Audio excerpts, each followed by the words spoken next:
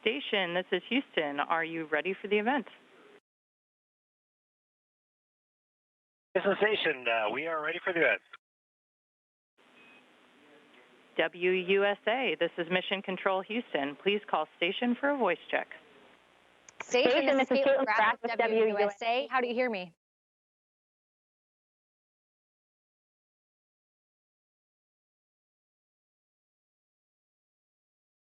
If you guys can hear me, it seems like we might be having a little Hello, we hear you loud audio. and clear. Excellent, excellent. Thank you guys so much, Mike and Jeanette. I appreciate you taking the time to chat with me this morning. Seems like we might have a little bit of a delay, understandably so. So we'll work through that and get right to some questions to be mindful of your time. So Jeanette, we'll start with you. What was it like finally seeing Earth from space after years of all of that training? Well, I could say that it was amazing. You see pictures of it and you dream of it, and you just never know what it's going to be like when you see the real thing, but it's still I was still awestruck to see it. So it's absolutely beautiful to see the Earth from that vantage point, from this vantage point. And Jeanette, talk about how your studies at UMD helped prepare you for this opportunity. Oh, University of Maryland helped greatly. You know, as a student, I was taught to build my own models, to fix my own models, to develop the analytical capabilities to describe what my model would do.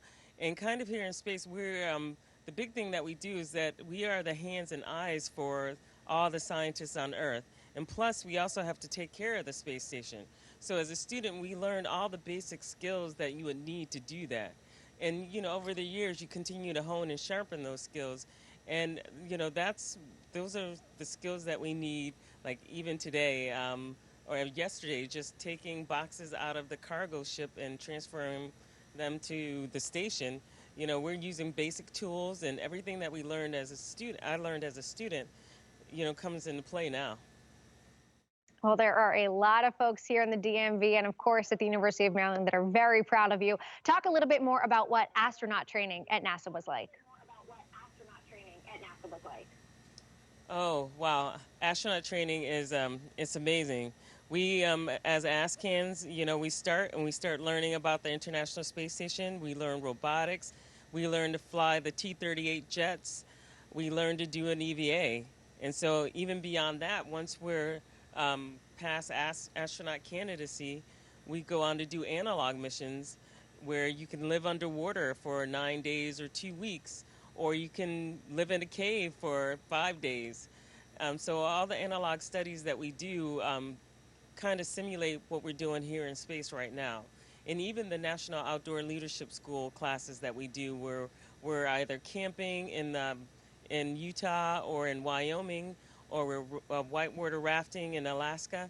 All of these things teaches us how to work together in a group as a team and to learn self-care and team care at the same time. So a lot of the training that we do, all of it contributes, and it's led us here right now. Absolutely amazing. And talk a little bit more about what specifically you'll be doing on the ISS during this expedition. Well, there's many different experiments that'll come along through our increment. And so, you know, right now we're configuring the station for our crew, and we're helping the crew that was here configure to go home. So right now we're doing a lot of taking things out of the Dragon that brought us up here and helping to reconfigure the vehicle that was here already, the Dragon vehicle. And in the future, we're going to do things like some cell biology studies, some stuff with the microscope here in the Japanese exploration module, and many different things on top of that. So very cool. And talk a little bit more about what it's just been like in space so far. How have you been eating, sleeping, doing all of these things that seem are so much easier here on Earth? Well, that's a great question. We've been here a day and a half, and most of it has been just adapting, acclimating to the space environment. When, you know, once we hit 0G, the first thing that happens, you know, as Dr. Barratt stated to us, was that we'll get this fluid shift, and we'll get a puffy face. And then after about 2 weeks, we kind of acclimatize to that. So even with that happening, it's still amazing to be in space and float and try to learn how to float properly without knocking things over and snagging wires. So it's been fun, and it's been a little bit of interesting time adapting. And Jeanette, it's my understanding that this isn't necessarily the path you thought your life would take. Can you talk a little bit more about how you got here in space? Well, as a kid, I never thought that I would ever get selected to become an astronaut, but I chose to become an aerospace engineer at the age of 9, not realizing that that one thought at the age of 9 would lead me to become an aerospace engineer. And, once I finished school, I went on to work at the Ford Motor Company and for the government. And it was through those jobs that led me to apply, partly because, I learned to be deeply technical, but working for the government, I learned a little bit more about being operational. And when I tell students that, they always ask, what does that mean? Well, as a scientist or an engineer scientist, I could probably help design and develop anything that flies, but I may not be able to fly it. But as an operator, you can fly it, but you may or may not be able to design it. So having those two talents come together to me, was what I thought made a great astronaut. If you can be deeply technical and operational at the same time, and being here on station, I could see where all of that is applicable. So eventually, after having worked for the government for 7 years, I figured that, okay, well, maybe it's time that I apply. And, even though I knew many people who were awesome and great who were applying and they didn't get in, I figured that, that may have been my last chance to apply. So I went ahead and applied, and here I am. Absolutely amazing. And Jeanette, final question. What message do you hope your presence in space tells the next generation that may be watching from here in the DMV and beyond? Well, the big thing that I hope is that, all kids from all countries, everyone sees that this is an opportunity for them to either come to space or contribute in some way to get us further and further into space. So, I believe that as astronauts, we are leaders. We're not leading people, but we're role models, and that makes us leaders. So I hope that students who look like me, or maybe even not look like me, want to follow in my footsteps and potentially come here to the International Space Station or to the moon, or maybe even Mars. Jeanette, you guys absolutely are leaders. Could not agree more. Do we still have Mike there with you? Yes, we do. Mike has been chasing things that are floating away, and he's getting them out of our way. Yeah. As you sometimes have to do in space, I would imagine. Now, Mike, this is not your first time in space. Talk about what it's like time and time again returning to the ISS. Well, it's different every time, I'll tell you that right off the bat. I've been lucky enough to fly on 2 other vehicles before the Dragon, so I have a bit of point of comparison between the Russian Soyuz, my first flight, and the U.S. Space Shuttle, my second flight. Any ride to space is a good ride to space, and the Dragon just is representative of new technology. It's a new generation spaceship that brought me to this same space station as the Soyuz did back in 2009. So that's pretty neat. And as Jeanette was describing, the human body just goes through these changes once it gets back into zero G. And I just am very fascinated by how those changes take place and how adaptable the human really is. And how we can literally just kind of become 3-dimensional creatures again. Whatever your ride to space is your time in zero gravity just reflects how amazing the human body is. It's been very gratifying for me to fly with 3 rookie flyers like Dr. Epps here and watch them kind of experience it all for the first time, too. That's one of the big joys I have. Oh, that's amazing. Well, Mike and Jeanette, I wish we had more time to talk, but I know a lot of folks are looking to speak with you this morning. Thank you both for your time. Good luck, and I look forward to connecting, hopefully, once you're back down here on Earth. Great to talk to you.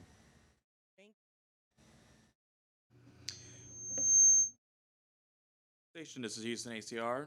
That concludes the WUSA portion of the event. Thank you, Mike. You are free to go. Jeanette, please stand by for a voice check from the University of Maryland. Station, this is Annie Krakauer with the University of Maryland. How do you hear me? I have you loud and clear. How me? Great. It's great to be speaking with you. I see, Jeanette, you're sporting your UMD gear, so that's great. And I know making it to space is something you've been training vigorously for over the years. So what was it like for you to get that first look of the Earth from space? Well, as I was saying earlier, we've been here for a day and a half, and I'm still in awe of seeing the Earth from the vantage point that we had on the Dragon vehicle as we were approaching the International Space Station. I mean, you can see it, and you can see it in pictures, even dream about those pictures. But there's just something that happens when you see it with your own eyes. It's just amazing. I know you mentioned you've just been there a day and a half. So what's it been like getting used to the practical side of living in space? Things like eating, sleeping, going to the bathroom even, things we here on Earth maybe take for granted. We definitely take it for granted. We have been, one of the things that happens is that you get this fluid shift in your body. So you get a puffy face, and it lasts for about 2 weeks. And then it may sound a little congested, but that's just the fluid shifting in your body. So over the next 2 weeks, my body will acclimatize and adapt to this space environment, no gravity. The things that we're doing is doing a couple of different things with the vehicle. We're taking things out of our vehicle, configuring it for staying here for 6 months, and then we're helping the crew that is here, we're helping them get ready to leave. And, in the evenings and during the day, we'll have some meals together. Some of the things that I've eaten already were some barbecue beef brisket, things like that. We even have some interesting snacks, like I brought some figs along, and we have dates, and of course we have chocolate. So, the food here is comparable to the food that we have on the ground. We just can't run out and get, to fast food or even go to a restaurant and get food from there. We just have everything already upmasked for us. So adapting to life is, and even learning to use the waste hygiene compartment, the bathroom. So we're learning a lot, and it's been a day and a half, and things are already getting better, even just how to move around station and not float away every time. So there's a lot, and there's a steep learning curve. It'll go on for 2 weeks, though, but hopefully by the end of the week, I'll be more acclimatized and get better and better and better. So what experiments, I know you'll be doing quite a few experiments during your stay. So what are first on the agenda?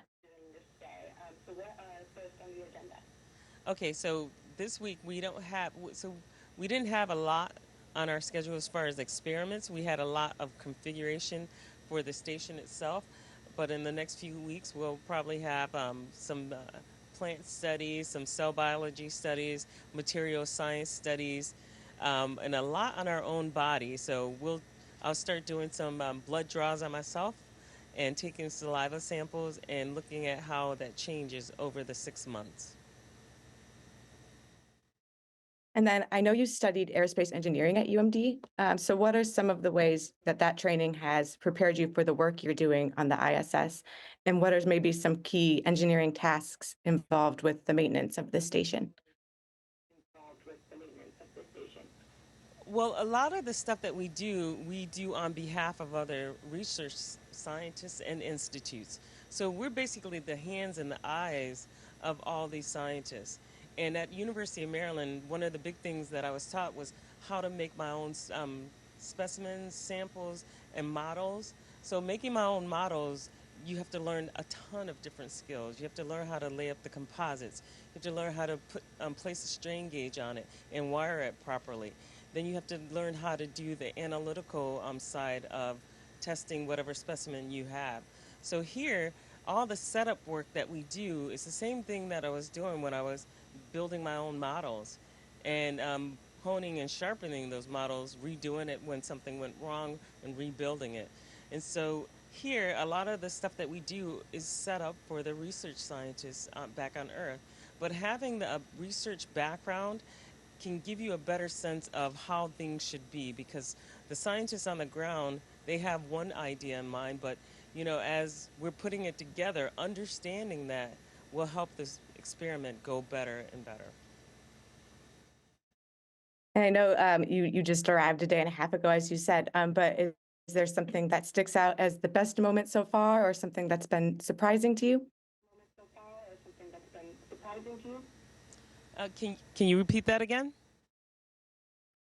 Just what has been the best experience so far on the station, or anything that's surprised you, maybe? Well, one of the things that it hasn't surprised me, but one of the things that I really enjoy is when we kind of sit around the dinner table and just have a chat. We're heating up our food and getting water and drinks, and we're just kind of having a chat. And it's a really pleasant time where we're just sitting there and kind of taking in everything that's happened and how amazing it is. Well, Jeanette, thank you so much for your time. It was great speaking with you, and good luck with the rest of your mission. And thank you so much. I'll chat with you soon again. Station, this is the Houston ACR. That concludes the event.